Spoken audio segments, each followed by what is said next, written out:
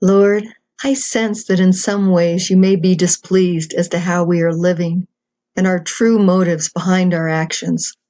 Please help and guide us daily in our intentions to do your will and what is pleasing in your sight.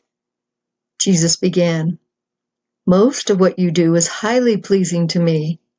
Since you brought it up, Elizabeth," and immediately I wanted to reel it back in, "there are a few areas which could be improved. For years now I have increased you with much, and you have faithfully given to others who have need. Very soon, dear ones, you will be entering into leaner times, and I want you to be able to give even more to others, starting now, and less to yourselves. All it will take is a sudden knockout of power for an extended duration of time, and your circumstances will dramatically change and be affected. The food storage and animals are only a small portion of my instructions. The preparation of your inner self is far greater than these, and will be what ultimately carries you through difficult times ahead, along with my graces and provision. During my earthly ministry, our family was deprived of much and gave good example of living for others and not ourselves.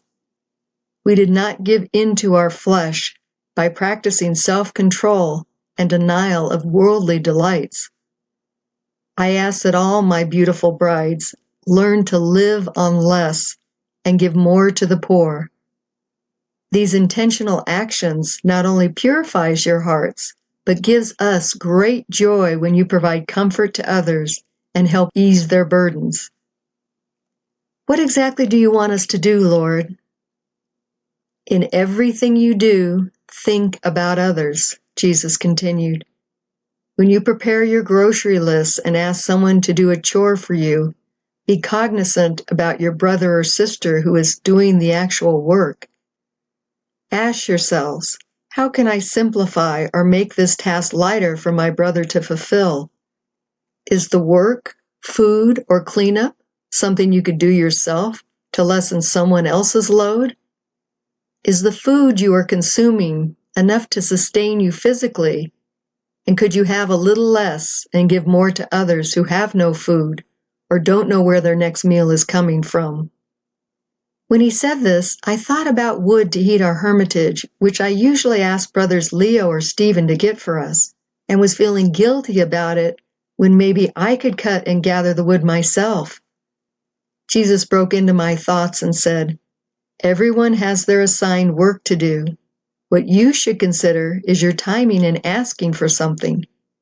If your brothers are busy supplying others with wood, then wait to ask at a more convenient time."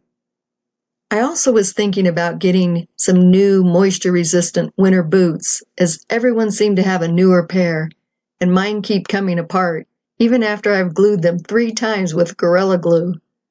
I would come home each day and my socks and feet would be soaked through from hiking through the snow.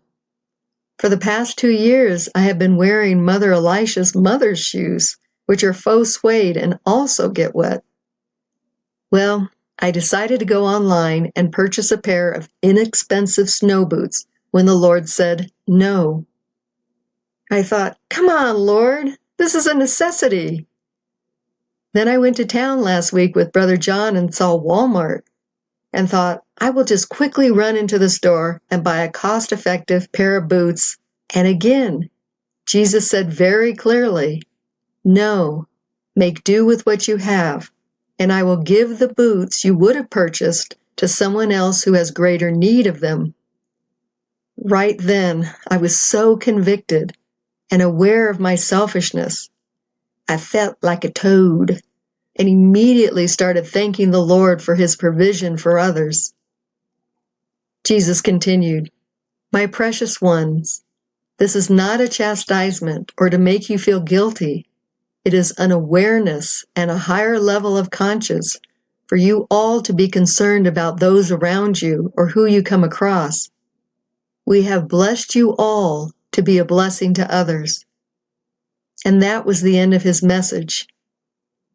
As a confirmation to his words, the gospel reading during Mass was the Beatitudes.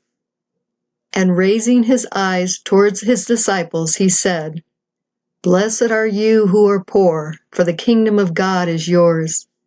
Blessed are you who are now hungry, for you will be satisfied. Blessed are you who are now weeping, for you will laugh. Blessed are you when people hate you, and when they exclude and insult you, and denounce your name as evil on account of the Son of Man. Rejoice and leap for joy on that day. Behold, your reward will be great in heaven.